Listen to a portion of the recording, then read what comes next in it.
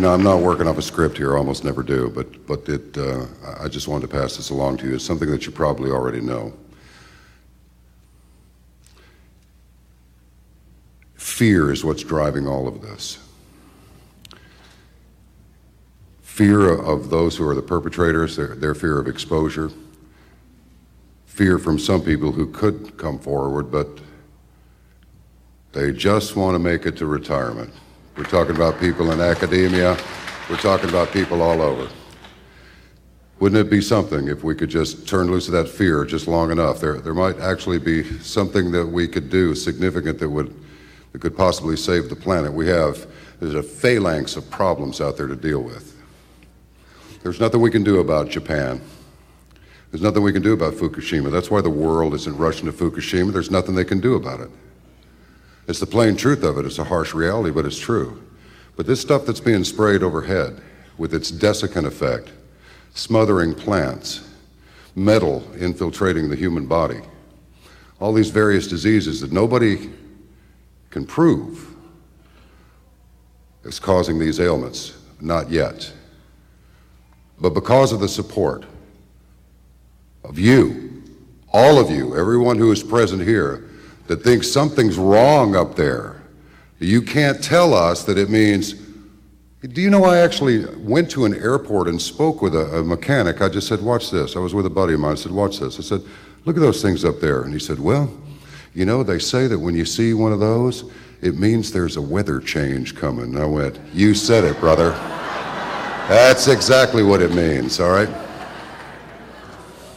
So anyway, just a little food for thought. We spoke recently on Caravan to Midnight with a man who said, they're not going to tell you that they're wrong. The universities are not going to tell you that, sorry, here, you get your money back. We were teaching the wrong stuff the whole time. They're not going to do that. So what do? You go over it, you go under it, you go around it, or with the help of you, we'll go through it. And we'll go through it together, all right? And now, there will be a presentation put together by the founder of this feast, Mr. Dane Wigington. It is called Engineering Earth, the Weather Modification Assault on Humanity. Mr. Wigington, please come most presently upon your hour.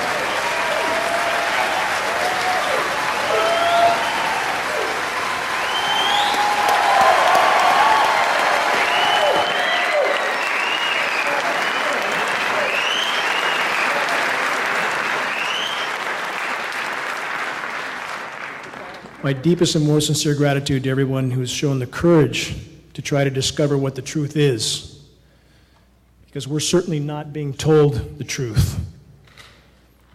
And for those who are trying to hide from the truth, I would ask this: if you're standing in the middle of the freeway, are you better off with your back to traffic or facing it? And that's the scenario that we face. And we live in a society that has so far been run by tyrants and cowards who serve them. We cannot stay on this track any longer, or we will have nothing left to salvage. So when I go into this PowerPoint presentation with data that's recent, breaking, and frankly hard to keep up with, let that be a catalyst to fuel all of us in this fire, that we would turn our angst to anger and use our anger for fuel, to start spot fires of awareness all over the globe until they cannot be put out. The title of this presentation, Engineering Earth, Exposing the Weather Modification Assault on Humanity. I came into this battle, for those that don't know, I have a background with Bechtel Power, a background in renewable energy. My home was on the cover of the world's largest renewable energy magazine. I moved to the Pacific Northwest expecting to find clean air. I grew up in smog. As a child, I wanted to be out of that air, and I couldn't understand how the adults around me thought it was okay or normal. When I moved to the Pacific Northwest and built a large off-grid home and began to lose 60, 70, 80% of my solar power uptake from whatever these aircraft were leaving behind, I started to research, lots of research, followed by lab testing. I did not want to believe this was going on in the skies above me. I did not want to find the metals named in climate engineering patents in my precipitation, but I did. So from that point on, this effort has been something I didn't want, I didn't ask for.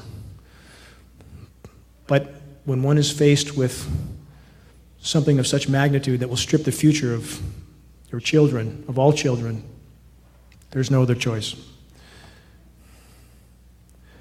What is climate engineering? Climate engineering is the epitome of human insanity. It's the epitome of human arrogance, superseding all other forms of tyranny so far. Climate engineering is known by a number of terms: solar radiation management, stratospheric aerosol geoengineering, stratospheric aerosol injection. This is the kind of science diagram that you see in many of the science publications, and there's a reason there's so many different forms of geoengineering shown, because they want to confuse the public. They want to show things that are so outlandish, like space mirrors. How feasible is that? And they mix this with remote control ships spewing marine layer. Also infeasible, ocean iron fertilization, the dumping of toxic materials into the ocean to cause algae blooms to suck up CO2 and deposit it in an ocean that's already too acidic. Carbon sequestering trees, artificial trees to suck up carbon. Don't we have real trees?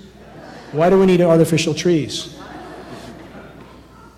And finally, and most importantly, a jet aircraft spraying aerosols into the sky for the purpose of deflecting some of the sun's incoming thermal radiation.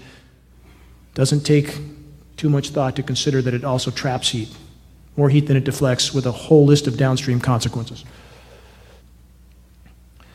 Again, another science diagram to make clear the intent of solar radiation management: to deflect some of the sun's incoming thermal radiation dispersed with jet aircraft.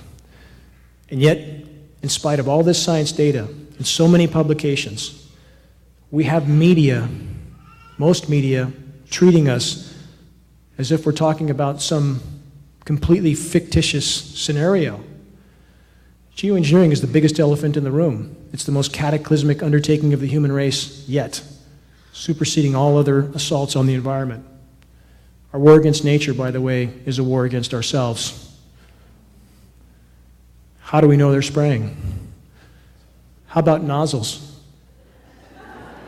Mounted on the pylons directly behind the engine exhaust.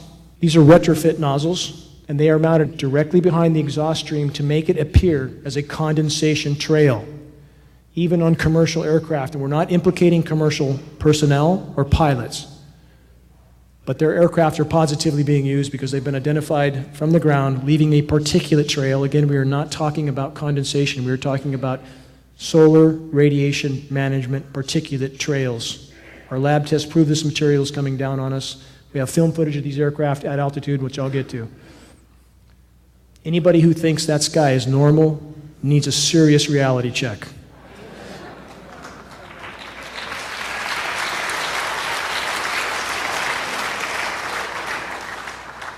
That's about as unnormal as it gets. And we live under toxic skies. Our children live under toxic skies every single day.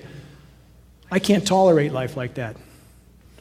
I would rather go down to my last breath sounding the alarm than to accept life under toxic skies by people with such incredible arrogance that they think they have the right to play God with the weather and to play God with our health and our lives.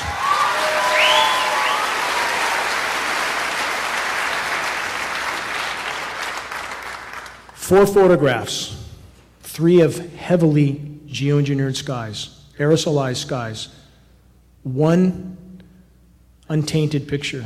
How many of us even remember what such a sky looks like? It's so seldom we have lost track. These programs have been occurring for 65 years, having a profound effect on climate systems around the globe. Few of us truly know, quote unquote, natural weather in any way, shape, or form. The system is very complex and intricate and entirely connected. For those who think they can intervene with these systems and do anything but harm, it's the same as the pharmaceutical commercials we see on the TV every day. Take this for that ailment, and by the way, here's 20 other things that are exponentially worse. And the next commercial is an attorney's group saying if you took this and that, you can sue, and you're going. This is the mentality that runs the planet. How can they get away with this? Because we're letting them get away. Because we're on our iPhones, watching football games, and that reality will not continue much longer. Learn to recognize what's an aerosolized sky.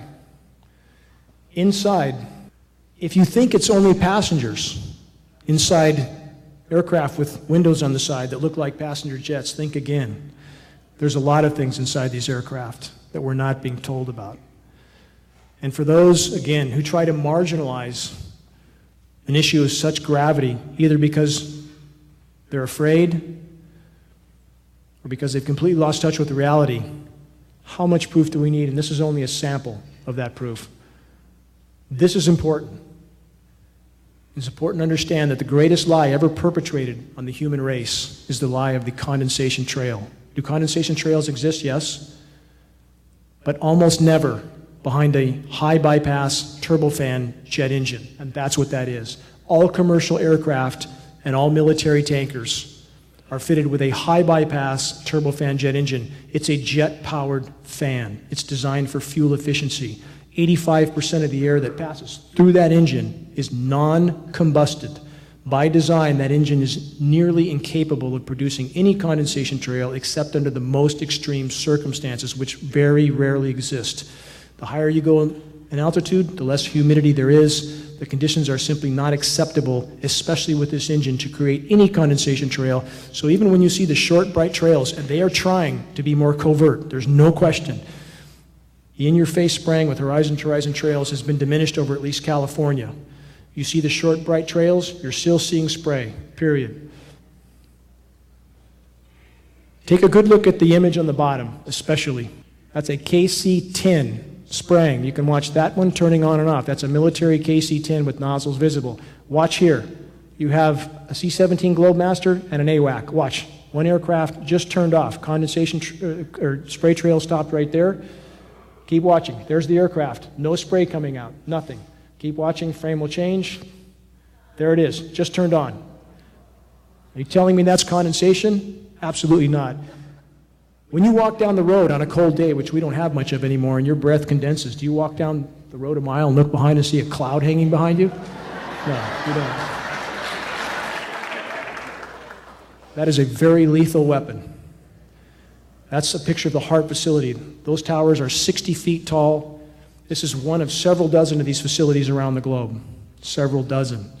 That facility can transmit 3.5 billion watts, billion with a B, of radio frequency waves into the ionosphere, causing an electrical chain reaction, which can heat the ionosphere as much as 15,000 degrees Fahrenheit over areas hundreds of square miles.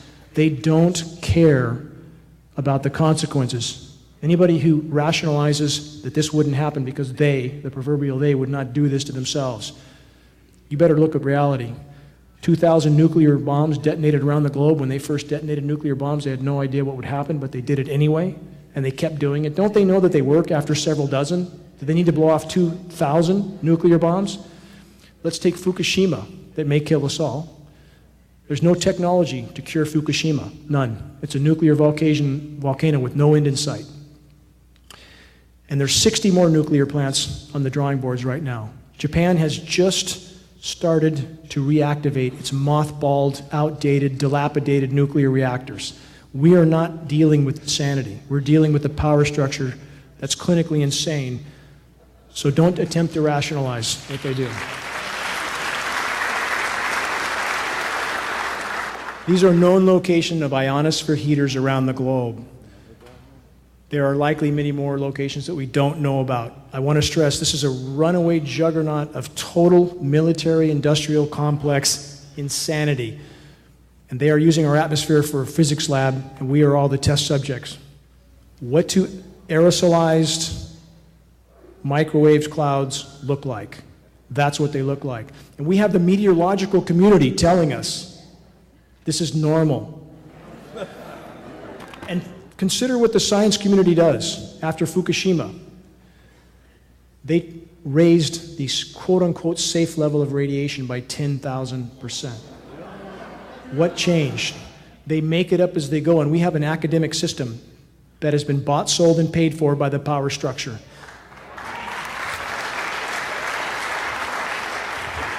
A system that tells us vaccines are safe when peer-reviewed study is proving more every day that that is anything but true. An academic community that tells us fluoride in our water is good for us. This is the society we live in. These clouds, as you see, are aerosolized with electrically conductive nanoparticulates that can be manipulated when exposed to radio frequencies that can cause them to repel each other.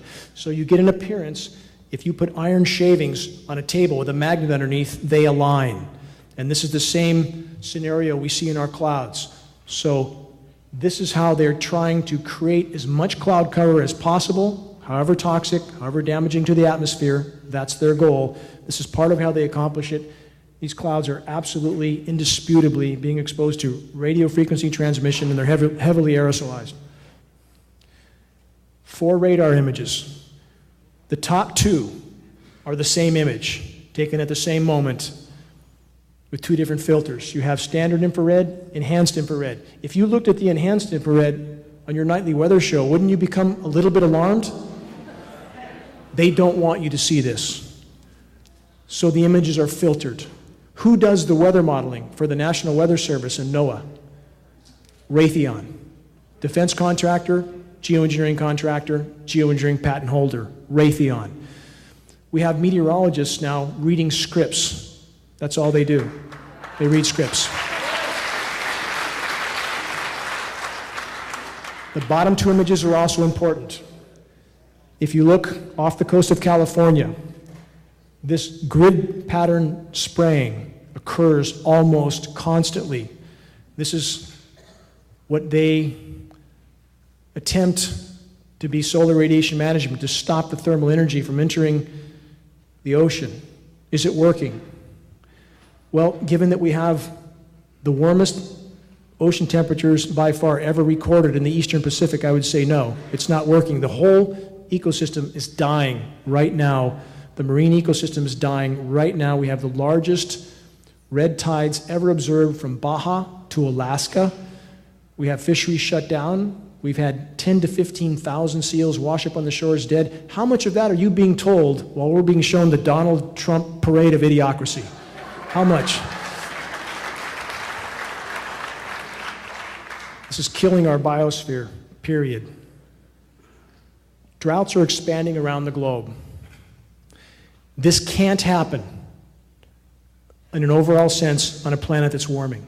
The laws of physics say it can't happen unless there's something in the equation that's not being acknowledged. The atmosphere holds 7% more moisture for every degree of warming centigrade. On a warming planet, it must rain more overall. The only reason it can't is because we have an atmosphere filled with particulates, the express goal of solar radiation management. Yes, pollution's a part of that. Pollution's a big problem.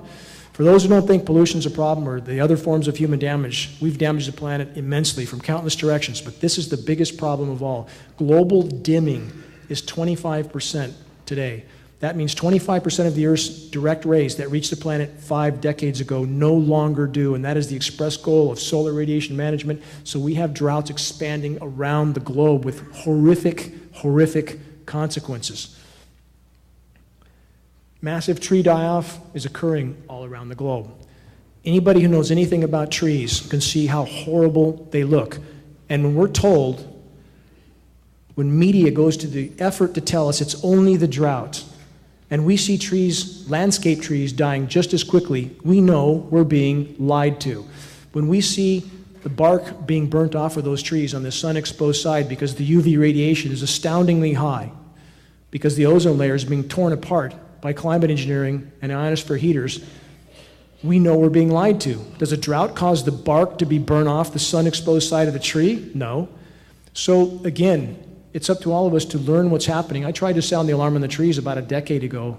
My father was an arborist, and I'm particularly sensitive to trees. I can see when they're not healthy. They didn't look bad enough then. They certainly look bad enough now. They are dying all over the globe at a cataclysmic rate because this is a nonlinear equation. It's important to remember that. Nonlinear. As it begins to unfold, it unfolds exponentially. Our boreal forests are dying. Boreal forests are the second greatest source of oxygen on the planet. Forest fires are increasing around the globe. Defense industry technician Mark McCandless elaborated on this. I'm going to take this a little bit further. So we know that bioavailable metals are falling on us. We know this. We've done 70 lab tests in Shasta-Siskiyou County alone, 70. There's a mountain of toxic metals that peer-reviewed study makes clear are highly toxic to root systems. It causes the organisms to stop nutrient uptake, so they die a very slow, protracted death. So we have bioavailable metals killing the trees from below. We have unbelievably intense UV radiation killing them from above. We have protracted drought because aerosolizing the skies affects evaporation, affects the hydrological cycle radically, so the trees are being droughted out. And this is very important. The trees are being coated with an incendiary dust. These metal particulates are incendiaries. So from every direction, the forests are burning up. Right now in Siberia, record and cataclysmic fires are happening. We're not being told about that. Siberia is losing 100 million acres a year. Canada lost 600% more forest to forest fire than the historical norm. There's nothing normal about any of this. So when your media tries to pacify you and agency officials try to pacify you because that's their job, stop and consider that they are paid to deceive the population, to keep the population calm. Whatever else their motive, that's what they're doing. More confirmation. Again, all the red zones you see. Forest fires burning around the globe at unprecedented rates. And this is a feedback loop. The more forests burn, the more greenhouse gas is released. And anybody who says greenhouse gas is not a problem is also off track. It's a huge, huge problem. Not just CO2, but methane. And climate engineering is making the whole situation exponentially worse. The planet cannot respond to the damage being done because it's virtually in a straitjacket of toxic geoengineering metal particulates and radio frequencies. Fires are increasing exponentially. As the hydrological cycle is disrupted, record flooding increases along with record drought. You get both extremes. And as we're told that these extremes are simply a result of climate change, and I'm not saying that's not a factor because of the other damage we've done to the climate system, but in 1998, when the term climate change was really implemented, that's when the geoengineering programs were totally unleashed. And they needed a term that would get the population to accept radical swings in weather, unbelievable swings in weather, because they knew they were going to be pulling the levers, orchestrating the weather. So they needed a term that would get the population to accept that as normal. And we have academia towing that line, the climate science community towing that line. And they're doubling down on their lie. The deeper the lie goes, the more they hold to it, because once it's exposed, there'll be a shock wave around the globe. Popular science, China's weather manipulation brings crippling snowstorm to Beijing. That's how much they can manipulate the weather. They can turn what should have been a rainstorm into a snowstorm with chemical ice nucleation, and they are doing this constantly. China openly admitted it until they did $1 billion worth of damage to Beijing. Mainstream media covered it, and we're told, even though this is covered, that this is some fringe issue. We can't let our media and our so-called agencies continue to marginalize us. We can't let our so-called elected officials continue to marginalize this issue. Our local congressman, Doug LaMalfa, who at one meeting asked me if I could serve him credible data, besides our testing that was done at the state lab, but that wasn't good enough. The following week, I served him data from California EPA, from the contact I have there. And his staff later told me that they don't recognize that as a credible source of data. So what do they recognize? What do they recognize? The last event I did in Reading, LaMalfa, we are told now, received over $3,000 from Monsanto. Where does Monsanto fit in this equation? So Monsanto is a part of this cabal. They bought Climate Corp for $970 million because those who are involved with weather modification have to control the message. That's why, again, Raytheon does the modeling for NOAA, National Weather Service. We have Weather Channel is owned by Blackstone and Bain Capital. Weather Central is owned by the Rothschilds. We have the Foxes running the hen house from the bottom to the top. So that's what we face. Geoengineering has left Earth perilously exposed to solar flares. If we have a Kerrigan event, which is a major solar flare that happened in the 1850s, that may be the end of the road for all of us. Climate engineering has shredded Earth's natural protection. So now if we have a major CME, a coronal mass ejection, major solar flare, that will shut down electrical grids around the globe. When those grids are shut down, we may have Fukushima times 100 or 200, and that would certainly be the end of the road. But from their logic, the more they spray, the more they have to spray. What a downward cycle is that? The more they destroy our natural protection, the more they justify spraying even more. In addition to the risk now from a CME, a coronal mass ejection, I want to stress we have a shredded ozone layer, and we are seeing UVB readings 1,000% higher than we are being told. If the sun feels hot on your skin, it's because it is hot. It's incredibly hot. It's killing plankton. It's killing a lot of things. It's killing our trees. We're told no more than 5% of incoming UV should be UVB. We're seeing 60%. And we're seeing UVC on the surface as well. We're told UVC stops 100,000 feet up. We're seeing a slight reading on the surface. The next band of UV radiation is X-ray. That should point out how lethal that this is. Our oceans are becoming toxic dead zones. Why do you see jellyfish? Because jellyfish survive in low oxygen environments, and they are proliferating around the globe because the oceans are dying. Seeing proliferation of jellyfish is a horrific sign. Japanese fishermen can't net fish anymore because there are species of jellyfish that are as much as 9 feet wide and weigh hundreds of pounds. They're breaking their nets.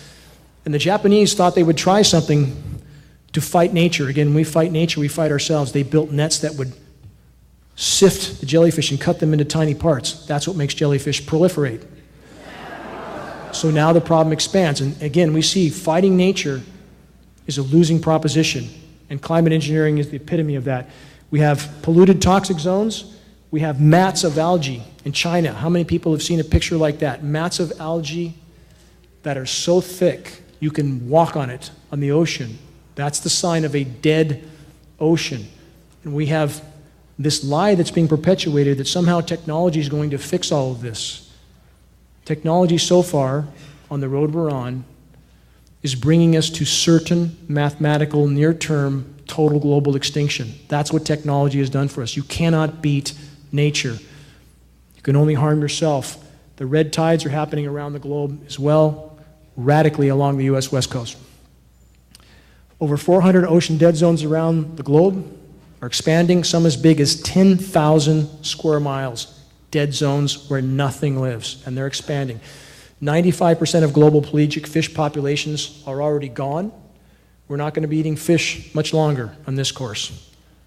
This is extremely alarming. We're told nothing about it, and the largest scientific panel ever created in human history, the IPCC, 2,000 plus of the world's top climatologists don't even consider this a factor in their models. How can that be? What kind of education do these people have? This is methane expulsion. Methane holds the key to life and death on Earth at this point more than any other issue. Climate engineers claim that their programs will help with this situation. After 65 years, are they helping? No. So what you see on top, that's a methane blowhole. It's happening all over Yamal, Siberia. That's from massive methane explosion out of the ground. These craters are surfacing everywhere. It's happening on the seafloor. Methane is flooding the atmosphere as we speak. We're told by the climate science community methane is 20 times more potent than CO2. Again, a half-truth. That's over a 100-year time horizon. Over a 10-year time horizon, it's 100 times more potent. Methane is like flooding the player or filling the atmosphere with a layer of glass, and it's covering the planet now. You see the methane escalation on the chart below, and let's get to another layer of insanity on the right. That diagram represents the latest layer of climate engineering insanity, Project Lucy and Project Alamo, to use these massively powerful ground-based ionosphere heaters, to microwave the atmosphere in an attempt to degrade the methane that climate engineering helped to create in the first place. One layer of insanity on top of another. Atmospheric methane saturation is contributing to noctilucent cloud formation. These clouds may look beautiful, but they are ominous, absolutely ominous. Again, the atmosphere is filling with methane as we speak. There's enough methane in the Arctic and the East Laptev Sea to cause a Permian-style mass extinction 100 times over. There's enough methane to turn this planet into Venus. And these clouds are a sign of that process continuing, and geoengineering is helping to fuel that process. Whales threatened by metals in water, toxic metals, specifically aluminum. It's not just in the water, they're breathing it. This image is to make this point. You cannot hide from these programs. There was 1,000 whales tested from the most remote places on the planet in 2010, and the report stated they contained jaw-dropping levels of aluminum in their tissue. Jaw-dropping levels. You cannot hide from this, and every single one of us is sucking this material in with every breath we take. This headline should be considered. USA Today, 2,000 geese fall dead out of the sky in Idaho. Idaho Department of Fish and Game apparently says that cholera is suspected in the death of the snow geese. Now, I just want you to consider, do you think it's possible that 2,000 geese are flying along and they suddenly all contract cholera and fall dead? We have to check our reality. We have to. We are literally being herded off a cliff right now, every single one of us from every direction. We have to check our reality. We have to make our voices heard, and that's the kind of lies we're exposed to every single day. We need to wipe our biases clean, wipe our preconceptions clean, and look through a clear lens.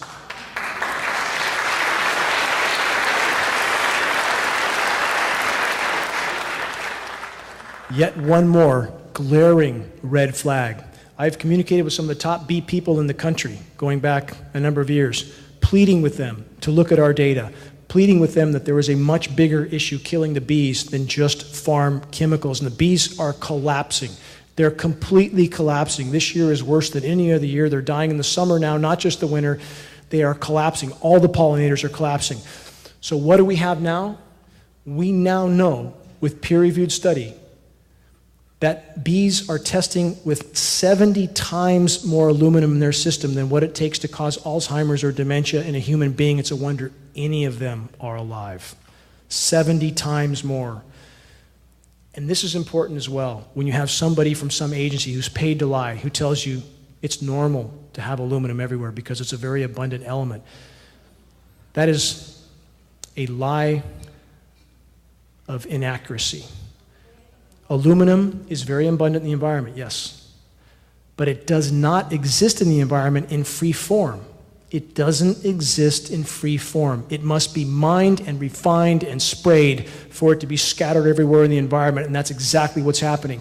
It's not just the bees that are dying. Every single one of us is being contaminated. These materials are bioavailable. They're building up in our systems, and it doesn't matter whether you believe it or not. It doesn't matter. It's a fact. We have the lab test to prove it. Alzheimer's, autism, the common link is aluminum. I tried to sponsor an Alzheimer's event here in Reading, $500 donation to the Alzheimer's Foundation. They refused that donation because they stated emphatically that aluminum had nothing to do with Alzheimer's. And they sure didn't want me talking about the fact there's a massive aluminum contamination that our authorities are not telling us about. And I know this. I've been in meetings here in Reading with Reading Environmental Waste 5 years ago, closed door meeting. I was asked to attend because I study this issue. Shown tests of the Sacramento River with massive spikes of aluminum. I was allowed to attend that meeting on the promise of confidentiality, which I'm breaking now. And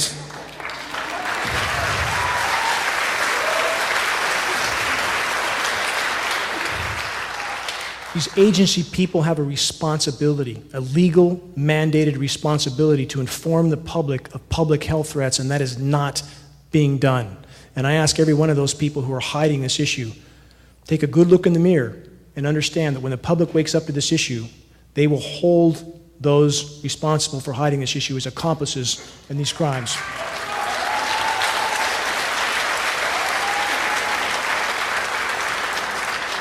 One last statistic on this frame, and I'll move on. That autism chart is not current because we're not seeing current charts. They seem to be scrubbed off the web. But we're told right now, autism has increased 10,000% since 1975, over 10,000%, from 1 in 5,000 to 1 in 47. We're now told by one of the primary research institutions in the world, MIT, that in less than 10 years, 1 out of 2 children will have autism. Brand new study, this is a week old, from a physicist who's a personal friend, Dr. Marvin Herndon. It's been published in a peer-reviewed manual. This is a big arrow in our quiver. Evidence of coal fly ash, toxic chemical geoengineering in the troposphere, consequences for public health. Again, this is in a peer-reviewed science journal as of a week ago. There will be no hiding this issue much longer. And what does it appear? The chemical signature for what's showing up in rain tests matches coal fly ash, a substance that the EPA has told us is not harmful. They've been trying desperately to get rid of, and it seems to suit the purposes for geoengineering, and evidence is increasingly indicating that toxic coal fly ash may be one of the base materials they're using to spray because it gives them plausible deniability. This report elaborates on that. You can read this on geoengineeringwatch.org. This is an important map. This is departure from normal high temperature map for 2014. The only significant zone below normal global temperatures for 2014 was the eastern half of the North American continent. Take a good look at the blue zone on the eastern half of the US. Does that look normal to have one zone that's so anomalously cool in a world that's so warm? Why would that be? And that's part of geoengineering at this point. They're trying to hide the magnitude of what's unfolding, of what they have helped to cause to happen by throwing everything they have at cooling the zone with the highest percentage of US population, engineered snowstorms, the tests prove it, so they can talk about Boston snow over and over and over and over and confuse the population and not mention the fact, by the way, 14,000 feet up in the Sierras, there's nothing. So this can't be hidden much longer. We just passed July as the warmest ever recorded on our planet. This year is shattering records, ocean temperatures off the scale.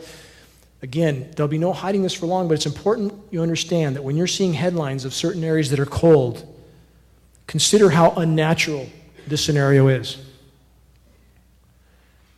This is important. Again, the Pentagon, the U.S. military, and all the top U.S. military brass considers climate change the greatest and most immediate threat. Not only do we have all the top U.S. military leaders stating climate change is the greatest and most immediate national security threat of all, everywhere we look, we find glaring red flags to further acknowledge the ongoing lethal climate engineering reality. From the military's own document stating its desire to own the weather, to congressional and UN documents outlining the global governance of geoengineering and specifically solar radiation management. Yet, in spite of absolutely overwhelming evidence, the official denial continues from all governmental agencies. This denial is then backed up by the power structure corporate media. The fight to expose and halt climate engineering is a fight for life, nothing less. I want to ask you, do you think they would ask our permission before they can engage in these programs? Not a chance.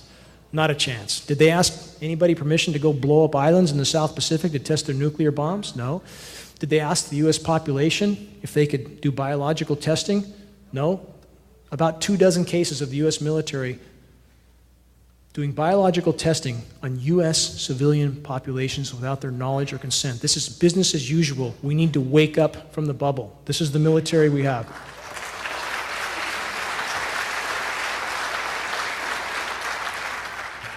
This is the bottom line. Brzezinski, absolute global insider, advisor to the elite. This is the representative for the power structure. What Brzezinski says is this: major world powers, new and old, also face a novel reality. This is a direct quote. While the lethality of their military might be greater than ever, their capacity to impose control over the politically awakened masses of the world is at a historic low. Because we're waking up, and we need to keep waking up. But he goes on to say, to put it bluntly, in the earlier times, it was easier to control 1 million people than to physically kill 1 million people. And this is the most important part of all of his quote. Today, it is infinitely easier to kill 1 million people than to control 1 million people. This is coming from a global elite insider. I'm simply asking you to consider who is saying this. Henry Kissinger, inarguably, global elite insider. He who controls the food supply controls the people. He who controls energy can control whole continents.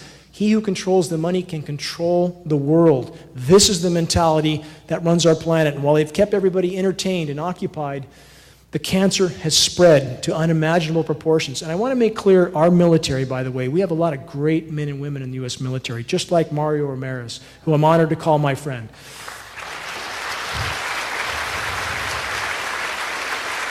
And I salute those men and women. I absolutely salute them. I've given to DAV, VFW. I worked to rehab NAM vets in my past as a volunteer. But we need to wake them up. It's not okay to follow orders when those orders hold the future of our children in hand. Another global elite, Rockefeller. We are on the verge of a global transformation. All we need is the right major crisis, and nations will accept the new world order. That's how these people think. That's their game plan. That's their goal. It's about power and control. Anybody who thinks our government and those at the top of our government are here for our benefit, again, you need to take a reality check. This should be carefully considered. Those in power have always believed they have the right to decide who lives and who dies on planet Earth. Direct quote from Mr. Kissinger, depopulation should be the highest priority of the U.S. policy towards the third world. Who gave him the right to make that decision? I'm asked all the time, who's behind this? Who's running these programs? All roads lead back to those who print the money, and so many conflicts around the globe are about this right now. Saddam Hussein was taken out because he wanted to disconnect from the dollar. It had nothing to do with freedom and democracy. Same is true with Gaddafi. Same is true with other countries in the Middle East that did not want to use the dollar anymore. So we need to wake up. What is the motive behind the power structure? It's not about spreading freedom and democracy. It's about control. And who's at the head of that control? Those who print the money. That's the central bankers, and the dollar's about to be dethroned. So the power structure is more dangerous than ever. Obama's war on whistleblowers. Another question I get asked a lot. Why don't we have whistleblowers? We had one. We had Kristen Megan. She's the real deal, I believe. I've communicated with her a number of times. She's a former Air Force industrial hygienist. Her job was to check for toxins, and she absolutely confirmed these programs are going on. But why don't we have more whistleblowers? Let's look at the facts. The Obama administration has prosecuted more whistleblowers than all other administrations combined. Two, when we look at, for example, the torture issue. John Kiriakou, who blew the whistle on the torture that was going on with their own military. Who is the only person to be put in prison? John Kiriakou. That's what we do to our whistleblowers. So consider why no one will step forward, and the consequences for anybody directly involved with these programs would likely be much, much worse. They would likely not get far in this world if they tried to speak out. CIA-sponsored trolls monitor internet and internet users in order to discredit factual information. The power structure knows all it has to do is cast doubt on issues to confuse the population. It's important we know this. So we all need to learn to sift the baby from the bathwater and recognize there is a lot of people who are paid to confuse us. We need to see through it.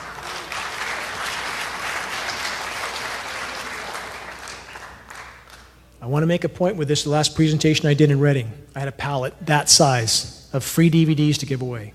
2,000 of them. 5 foot by 5 foot by 5 foot, weighed 500 pounds. It disappeared. So when I called UPS to ask where was my pallet, they said it's been redirected. That's the term they used. They later backtracked and said, we don't have it, send us a claim, we'll pay it. Never tried to look for it. Why was that? The DVD manufacturer who's shipped millions of DVDs said they've never had anything happen like this. So just to make the point that those in power can do a lot to slow the progress of movements they do not want to gain traction. Species extinction. You see the escalation. To be clear, right now, species extinction rates are 200 to 300 species of plant, animal, and insect a day going extinct. 200 to 300 a day. Anybody who tells you that's normal, and we have agency people, media people trying to tell us that's normal, that's 15,000 times background rates. Nothing normal about that. We are statistically in the 6th great mass extinction right now.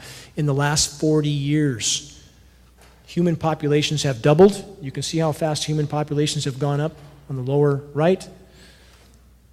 Wildlife species have declined globally by nearly 60% in 40 years. How long do we think that can last? We need to wake up to this reality now. When you see the type of massive civilization structures on the lower left, ask yourself how sustainable that is in this paradigm. Again, how long can we go if we've lost 60% of Earth's wildlife in the last 40 years?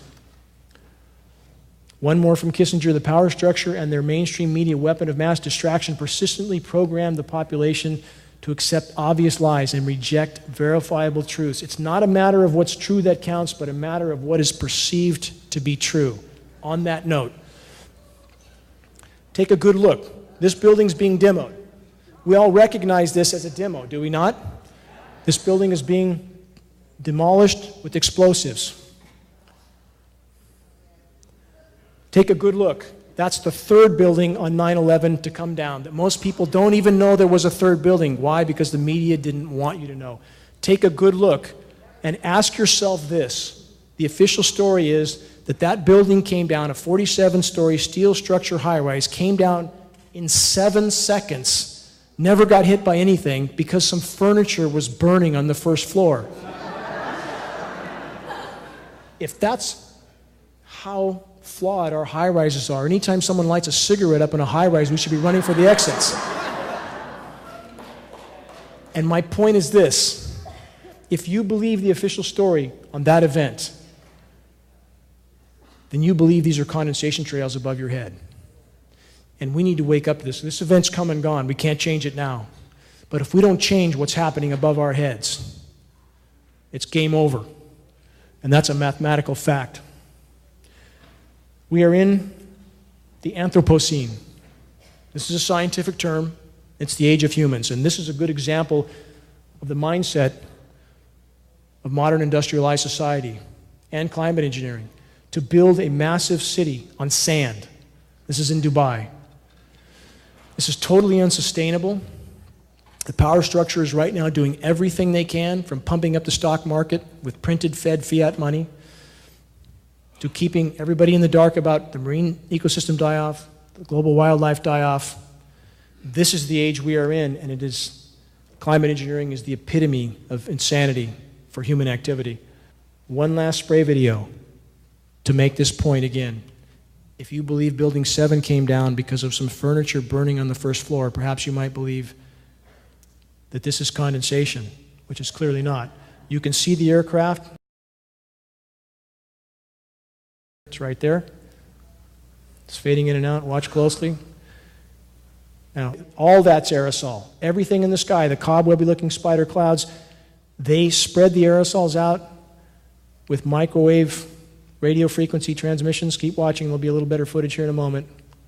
Aircraft is there. There. Watch closely. There's the aircraft. Off. Off. They're cleaning out the lines. We have lots of footage like this.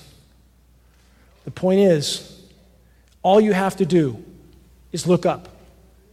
It's all you have to do, and you can see that what's going on is clearly not normal. We are clearly involved with these programs. And the point of all this presentation, to try to wake people up, is if you leave here tonight, if you leave here and you go back about your lives thinking you've done your part, we have no chance. We have no chance.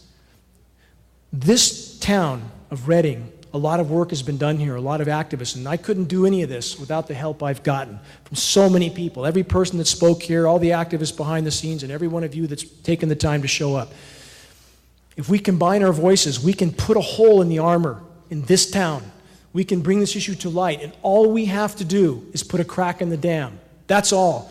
We don't have to dismantle the dam. All we have to do is put a crack in it, and they will not be able to stop the flow.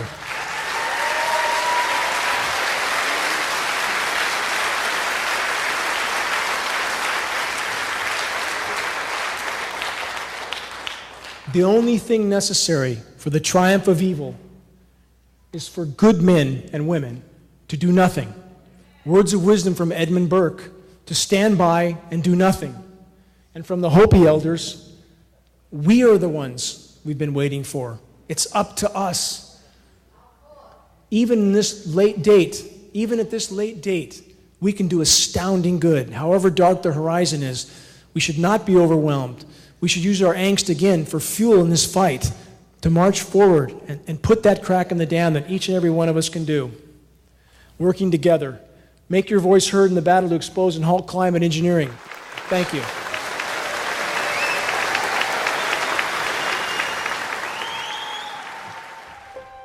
Every single day counts in the critical battle to expose and halt the ongoing climate engineering insanity.